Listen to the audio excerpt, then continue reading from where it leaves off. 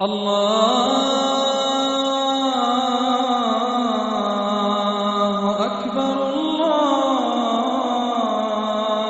أكبر الله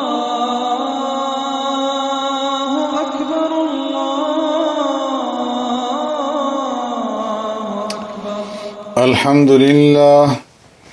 الحمد لله وكفى والصلاة والسلام على سيد الرسل وخاتم الأنبياء أما بعد فأعوذ بالله من الشيطان الرجيم بسم الله الرحمن الرحيم والعصر إن الإنسان لفي خسر إلا الذين آمنوا وعملوا الصالحات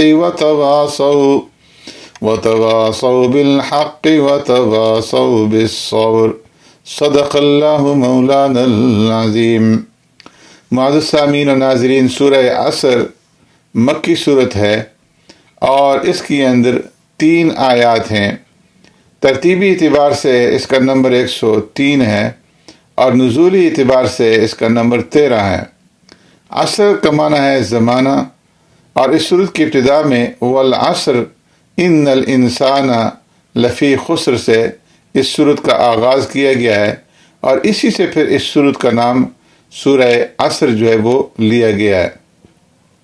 یہ صورت سورہ علم نشرح کے بعد نازل ہوئی اور 3 آیتوں میں قوموں کے عروج اور زوال کا فلسفہ جو ہے اللہ تبارک و تعالیٰ نے بتا دیا، اور اقوام کے عروج اور زوال کی ساری تاریخ کے اسباب کو اللہ تبارک و تعالیٰ نے اس صورت کے اندر سمو دیا ہے.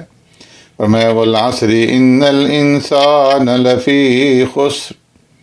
اس صورت میں زمانے کو شہادت کے میں پیش کیا گیا ہے کہ زمانہ گواہ ہے کہ انسان ہمیشہ گھاٹے میں رہا، سوائے ان لوگوں کے جو آمنو ایمان لائے وعملوا الصالحات اور اعمال صالحہ کیے اور حق کی تبلیغ کی اور آپس میں ایک دوسرے کو صبر اور ثابت قدمی کی جو ہے تلقین کرتے رہے. ایسے لوگ جو ہے وہ کامیاب ہوں گے. یہ مختصر سی صورت اسلام کے عظیم اصولوں اور انسانی زندگی کے دستور کی وضاحت کرتی ہے. اس صورت کے بارے میں امام شافعی رحمۃ اللہ تعالی علیہ نے فرمایا کہ اگر لوگ صرف اس صورت میں تدبر کر لیں، غور و فکر سے کام لیں، تو یہ صورت ان کی نجات کے لیے کافی ہو سکتی ہے.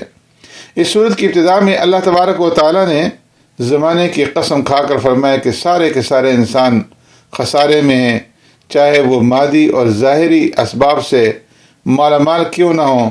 البتہ جو 4 صفات سے متصف ہوں گے تو وہ خسارے سے بچ جائیں گے: ایمان، عمل صالح، ایک دوسرے کو حق اور صبر کی تلقین کرنا.